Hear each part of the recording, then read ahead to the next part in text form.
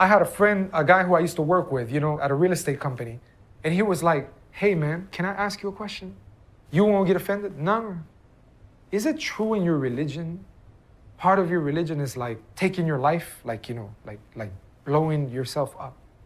So I was like, if that were the case, we wouldn't be here. You know what I'm saying? We'd be all over the place.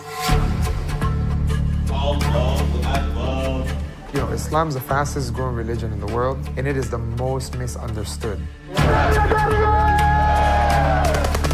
Terrorism is not from Islam. These types of acts are not, from this religion. And that's when I really started getting an idea what is Islam, how deep it was, and it wasn't what the media was portraying. When you embrace Islam, it's like this weight that you have has been lifted. Like you can breathe for the first time? Yeah, you just feel like... Why are Latinos converting, in your opinion? The statistics suggest that the Latino segment of the overall Muslim population is the fastest growing. They're leaving cultural Catholicism. They don't really understand what they're leaving. Thank you, my dear. How large is this movement? It's got to be at least 250,000. Wow. But it's growing. When Mexico sends its people, they're not sending their best. With all the racism and the xenophobia happening, where are the Catholic Christian leaders in this country really taking a strong stand on that? A lot of Latinos are saying, maybe Islam is offering something that Christianity doesn't offer. I'm worried. Absolutely, I'm worried. Islamic culture is extremely different.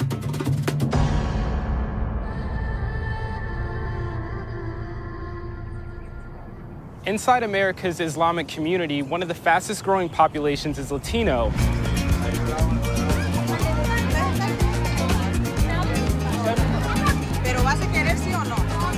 And the epicenter of that movement is here in Houston, Texas, home to not only one of the largest Latino communities, but also one of America's largest Muslim communities. Just 350 miles away from the Mexican-American border during one of the worst deportation crises in recent history, and less than a year from the Muslim ban. We gotta go and we gotta knock the shit out of these people. I've come here to meet Jaime. Jaime? Yeah. I'm Lee. Nice to meet you. Nice to meet you, man. The founder of America's first Islam and Spanish Center to find out why two of America's most discriminated groups are actually coming together. Whenever people come in, we let them know that, look, it's not a traditional mosque. We're the only producers in the world producing material in the Spanish language and distributing it, at the mass level. People who come through the center, do they come here thinking in the ways that the media has portrayed Muslims? Most definitely. Or believing the things that the media has portrayed about Muslims? Most definite. In fact, that's the default. When people come in here, before coming in here, we know they have preconceived notions. If I didn't know Chinese people, and on the media it says Chinese people kill people who are not Chinese, I wouldn't want a Chinese neighbor. Right. It's just common sense. That's the reason why we built this place. Yeah. Getting rid of some of these misconceptions. Then they start thinking, why don't I know this stuff?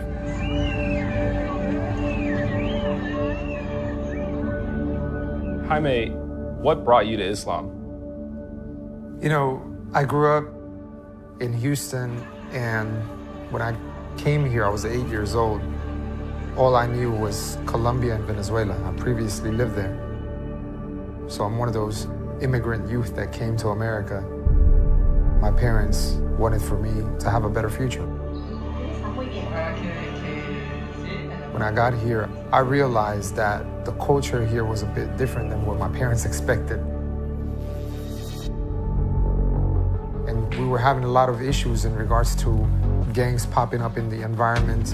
And there was some troubled times where, unfortunately, I saw some of my friends get killed, people getting strung out on drugs, and it was a survival mode.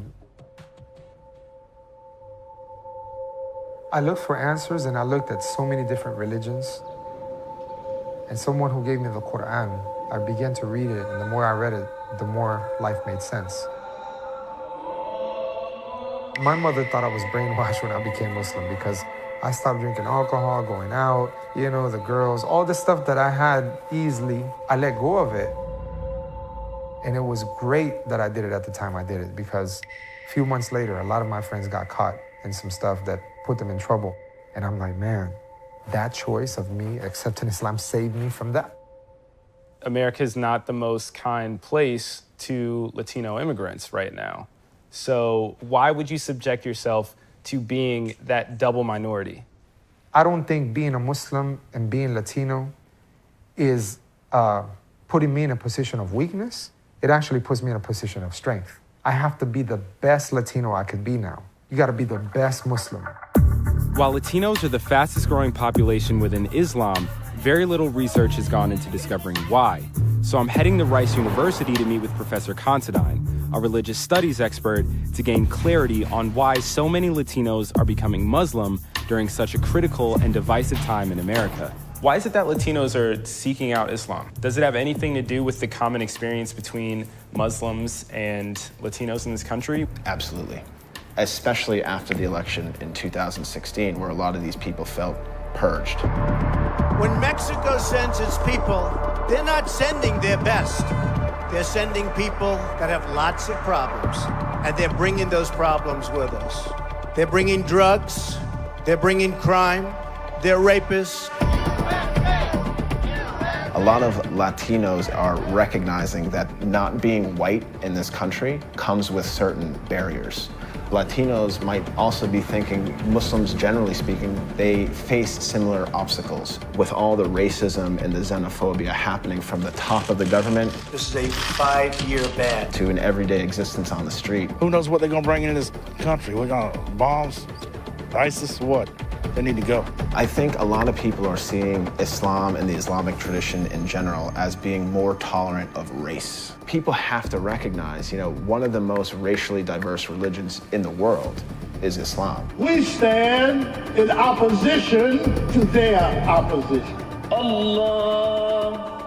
How large is this movement? The statistics suggest that it's got to be at least 250,000 Latin Muslims in this country. Wow. But it's growing. This is the future of America. Houston is a microcosm of the future of America. It's the Browning of America. They say by 2050, white people are not going to be the majority anymore. 34% of the American Catholic population is Latino, mainly immigrants, and many of those converting to Islam are coming out of this community. So I sat down with a group of members from St. Cyril's Catholic Church in Houston to get their thoughts on the Latino Christian move to embrace Islam. What has been your experience with the number of converts moving from Catholicism to Islam within the Latino community? So it's a very complicated issue, actually, right? It's multifaceted. But there's also a concerted effort by the Muslim community to reach out to the Latino communities. I think it's no secret, especially in the climate that we have now, and this has been an issue for years with immigration, especially when you look at the disenfranchisement of peoples, right? And that's what we're seeing in the immigration standpoint. And they turn to something. And of course, I think the Islamic community, something that I think that they target and they look for. Thank you, my dear. Look at the rise of Islam within Arab or parts of the Middle East. Where do you see its greatest growth? Is the same place you see its greatest extremism. But you do feel as though they may placate to this demographic or have a... I do. I think it's a concerted effort. I do. But I'm worried. Really? I'm worried. Absolutely, I'm worried. I'm worried from an anthropological standpoint. Islamic culture is extremely different. We see what's happening in Europe. We see what's happening in England. How do you think they'll be received by the larger American community? Skepticism, I would say. Very skeptical, very skeptical. Anyone who says that we target disenfranchised individuals, they don't know us. People who talk like this, they have an elitist mentality, possibly. How are we targeting? We're not targeting disenfranchised people. We're on digital media. So what room is this? So this is the brain, man, of the whole operation right here. We reached 14 million people just in a month in Ramadan. Wow. Sometimes there's some attacks, and they come due to some bias sometimes, and people have some agendas. This is our podcast station right here. I mean, had you had to contend with Islamophobia or racism because you were Latino? When I became Muslim, it was 3 months before September 11th.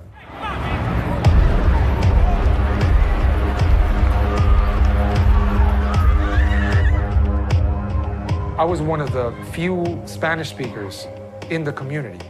And so the Muslim community asked me to speak in front of the media, Univision, Telemundo, to explain about why Islam was not what people were thinking just happened over there, you know, with the Twin Towers. Y la gente se confunde y dice o piensa que las acciones de algunas personas representan a los musulmanes. You know, that some Colombians sold drugs doesn't make me a drug dealer because I'm from Colombia.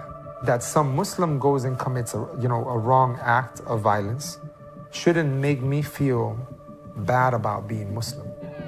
Friends and family, they were so emotionally charged regarding what happened over there in New York that they were like, how could you, right, be part of that?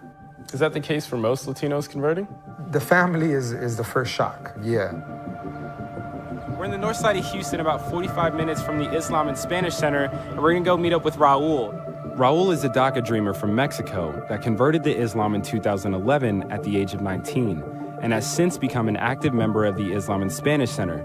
But like many Latino converts, Raul's family disowned him for becoming a Muslim. I was exiting high school. I was not doing so good spiritually. You know, I was going through depression. Also, like, I'm under DACA as well. At the time, I didn't have papers.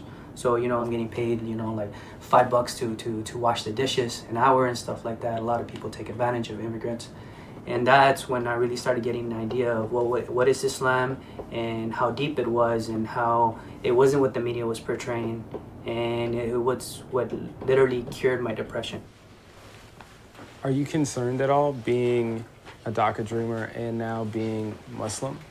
Oh man, it's like a double whammy for me. Yeah. With Trump, it was just like one, I'm Latino, and two, I'm Muslim. It's just like I'm gonna get attacked from all sides. Sami Allahu liman hamida.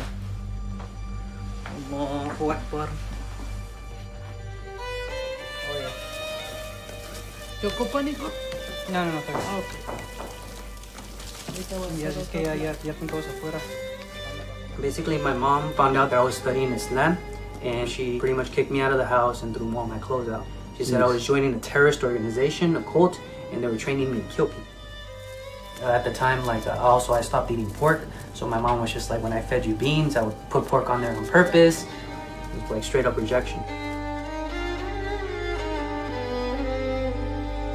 I remember eventually my mom started coming into the community, seeing the rest of the people. They were like, all these people would come up to my mom like, hey, you know, your son's like going out there feeding the homeless, being a good member of the community and stuff like that, all these things. And my mom just comes up to me and she's like, how come you didn't tell me you did all these things? And I was like, we never asked.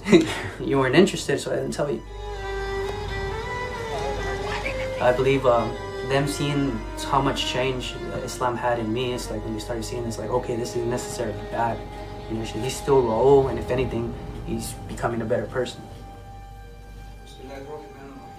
My mom accepted Islam just a few months ago at El Centro Islamic. Ashhadu an la. Were you there when she did? Well, yeah, most definitely. She decided to do it on her own, and it was very, very mind-blowing. Perdón por mi reacción, pero le hice tan difícil a mi hijo la religión que yo decía que no iba a ser de esta religión. Y aquí estoy. The next day, my mom told me that she hasn't felt that much peace in years. Islam, it changes everything. We've heard from a number of converts that we've spoken to that there was an immediate rejection within their family to their conversion. And I'm curious if you can comment on that, why members of the Latino community are so resistant to their own neighbors, sons, daughters, wives, and husbands converting to Islam. In one word, ignorance. It's lack of education. It's misinformation, right? So this is part of the hangover from 9/11. Allahu Akbar. A lot of people in this country who are not Muslim have certain ideas which are steeped in stereotypes. So they see Islam as oppressing women. They see Islam as being backward. Allahu Akbar. They see Islam in association with ISIS and Al-Qaeda and violence. All things which can be factually disproven if we just look at the reality. Assalamu alaikum, brothers.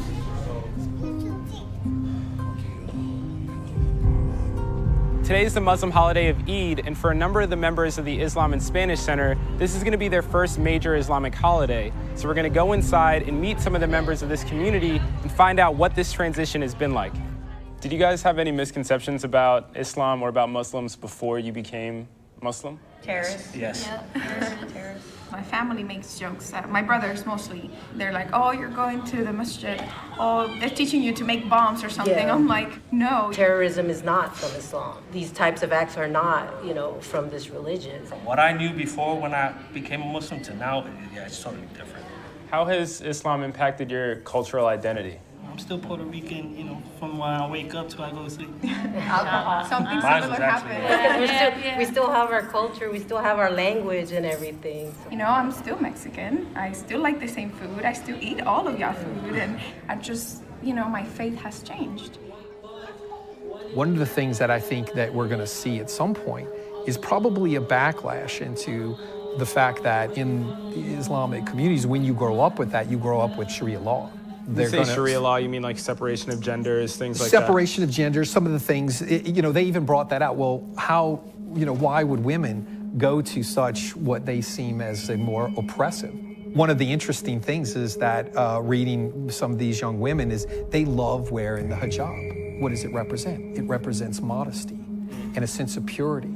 It is what I feel like is they feel like when they go to Islam, they're hitting the reset button.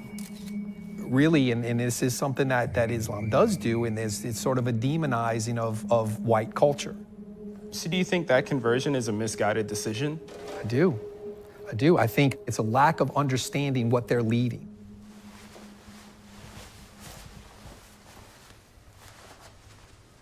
Is there something that Islam has to offer the Latino community that maybe Catholicism or Judaism or just like another religion doesn't?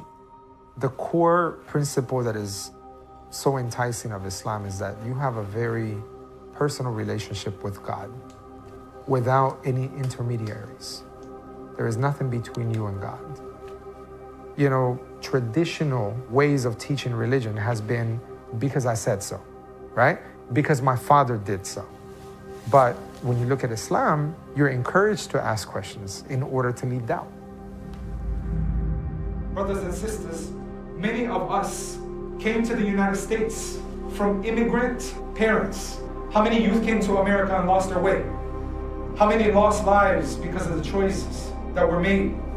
How can someone look, living as a Muslim, as a minority in America right now, and look at what's being said in the mainstream, look at what they're saying, look at the way they're talking about us, look at what they think. How many of us put ourselves in that situation? Is that of a victimized mentality?